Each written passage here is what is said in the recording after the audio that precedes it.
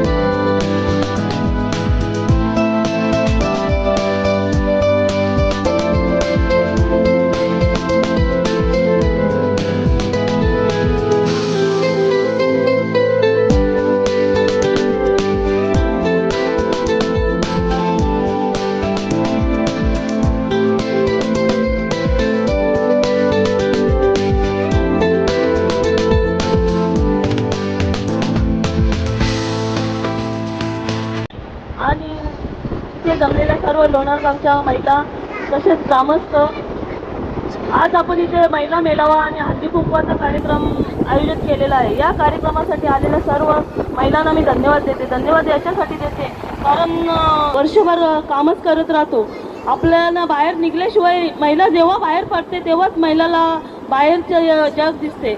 आज आपण महिला म्हणजे चूल आणि मूल याच्या व्यतिरिक्त काहीच महिलांना माहिती नाही। आज आपल्या महिलांना 50% आरक्षण असल्यामुळे 50% मी पण एक तुमच्यातलीच होते। आज मी व्यासपीठावर बसते, व्यासपीठावर बोलू शकते, तसेच माझ्यासारखी तुम्ही पुढे येऊन बोलावा आणि तुम्ही पुढे जावा असं मला वाटते। आज आपण मुली बरेच महिलांचे कार्यक्रम घेतो, महिला मेळावा असतो, बेटी बचाव बेटी पढाव यासारखे अनेक कार्यक्रम घेतो। त्या कार्यक्रमामध्ये आपण भाग घेऊन बचत गट असतात, बचत गटामध्ये काय पैसे काढतात आणि फिरायला जातात। हा मेन आपला महिलांचा हे असते। तर तसं नाही करता आता महिलांना बचत गटाला पण भरपूर योजना आहेत। शासनाकडून शेळीपालन असतो, त्या महिलांना किती 10 शेळ्या आणि 1 बोकड असं काहीतरी असतो, तर ती सबसिडी पण घेऊ शकतो। घरघंटी, पापड लाटाच्या मसनी बरेच काही बी असतो, पण त्यासाठी तुम्ही सज्ज होऊन तुम्ही पुढे येऊन ते कार्यक्रम राबवले, त्या योजनांचा फायदा घेतला तर तुम्ही पुढे जाऊ शकता। आज आपली मुलगी शिकण्यासाठी आपण बाहेर पाठवत नाही, मुलींना आपण घरी बसवतो। मुलींना जर आपण सहकार्य केलं नाही, जर आपल्या घरच्यांनी आपण सहकार्य केलं नाही तर तिला पुढं बाहेरचे लोक पण बाहेर निघून देत नाही। आपण लगे कॉलेजला जायचे, 11वी 10वी झाली का घरीच बसवतो, नंतर लगे कॉलेजला जायचं असल्यावर नको, बाहेरची लोक, बाहेरचं जग चांगला नाही, जग आपण घरात चांगला बघत नाही तर बाहेर लोक कसे आपल्या मुलींना चांगलं बघतील। त्यासाठी आपण आईनी, वडिलांनी, काका काकीनी आपण पुढाकार घेऊन आपल्या मुलींना पुढे जाण्याचा मार्ग दाखवला पाहिजे। आता आपल्यासमोर ॲडव्होकेट बसले आणि एक जज झाली तर आपल्या तालुक्याचा, आपल्या महाराष्ट्राचा आपलं नाव झालं। अतिथी तसे या कार्यक्रमाचे आयोजन ज्यांनी केलं त्यांना सर्वात आधी मी धन्यवाद देतो। आजचा कार्यक्रम म्हटला तर आज महिलांचा कार्यक्रम आहे, तरी सुद्धा मला आवर्जून आमच्या वकील मॅडम प्रमिलाने आवर्जून सांगितलं आणि मी कार्यक्रमाला